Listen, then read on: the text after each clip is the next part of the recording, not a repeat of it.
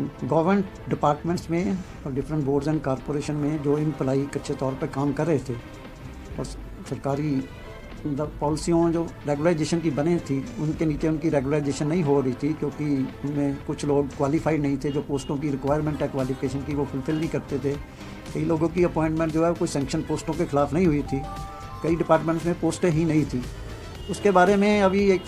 Single जज ने 4 अक्टूबर को बलविंदर सिंह के केस में ऑर्डर पास किया था कि क्योंकि ये एम्प्लाई काफ़ी देर से काम कर रहे हैं, तो कई बार कोर्टों ने पहले भी रिलैक्सेशन ग्रांट करी है, इसलिए इन सबको क्वालिफ़िकेशन फुलफ़िल करते हैं या नहीं करते, क्योंकि लंबे समय से काम करते हैं, तो इसलिए इनकी क्वालिफ़िकेशनों को वेव कर दिया जाए।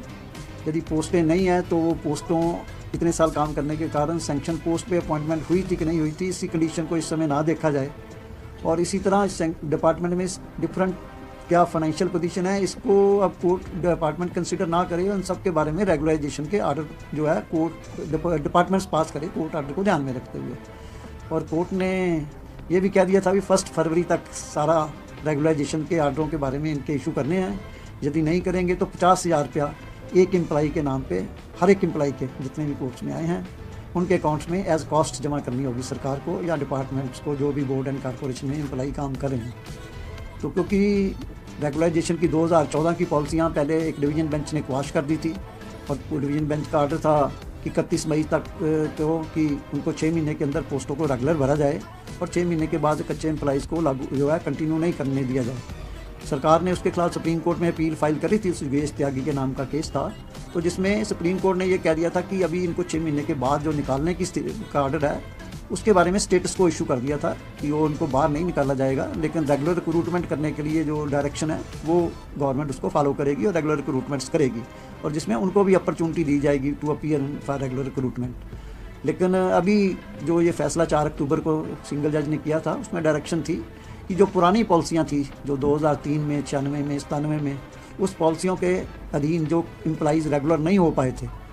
किसी कारण से, क्योंकि उनमें कंडीशनें थी सारी रेगुलराइजेशन पॉलिसियों में कि वो एम्प्लॉई जो है वो क्वालिफाइड होने चाहिए, जो भी क्वालिफिकेशन प्रिस्क्राइब्ड है, उनकी अपॉइंटमेंट अगेंस्ट सैंक्शन पोस्ट होनी चाहिए। तो वो कंडीशनों के कारण उनको रेगुलराइजेशन नहीं हो पाई थी। अब कोर्ट ने कहा भी उन कंडीशनों को सभी को वेव करके इनको रेगुलराइजेशन करी जाए। तो क्योंकि इन बिटवीन बहुत से थाउजेंड्स एम्प्लॉई रेगुलर रिक्रूट हो चुके हैं, रेगुलाइज भी हो चुके हैं जो पुराने क्वालिफाइड थे, तो इसलिए इनको रेगुलर बैकडेट से करने से सारे एम्प्लॉई जो इन थाउजेंड्स रेगुलरली रिक्रूट हुए 2003 के बाद या जिनकी रेगुलराइजेशन उस समय हुई थी वो सारे इनसे जूनियर हो जाते हैं, क्योंकि इनको बैकडेट से जब 96 की पॉलिसी या तो 96 के नीचे से 2003 की पॉलिसी से कवर होते हैं, तो 2003 की पॉलिसी से बैकडेट से रेगुलराइजेशन करनी पड़ती थी। क्योंकि कोर्ट ने अल्टीमेटली किसी इंडिविजुअल केस के फैक्ट्स एग्जामिन नहीं करे, जनरल एक ऑर्डर पास कर दिया था,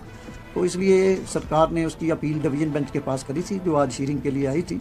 तो डिवीज़न बेंच ने यही भी कोई इंडिविजुअल केस के बारे में कोर्ट फैक्ट्स दे के कोई ऑर्डर पास करती है तो कर सकती है, लेकिन इस तरह का जनरल ऑर्डर पास नहीं किया जा सकता कि सारे केसेस में क्वालिफिकेशनें वेव कर दो या पोस्टें नहीं भी थी या अपॉइंटमेंट सैंक्शन प्रोसीजर से नहीं भी थी, तो ये लीगली परमिसेबल नहीं होगा। इसलिए डिवीज़न बेंच ने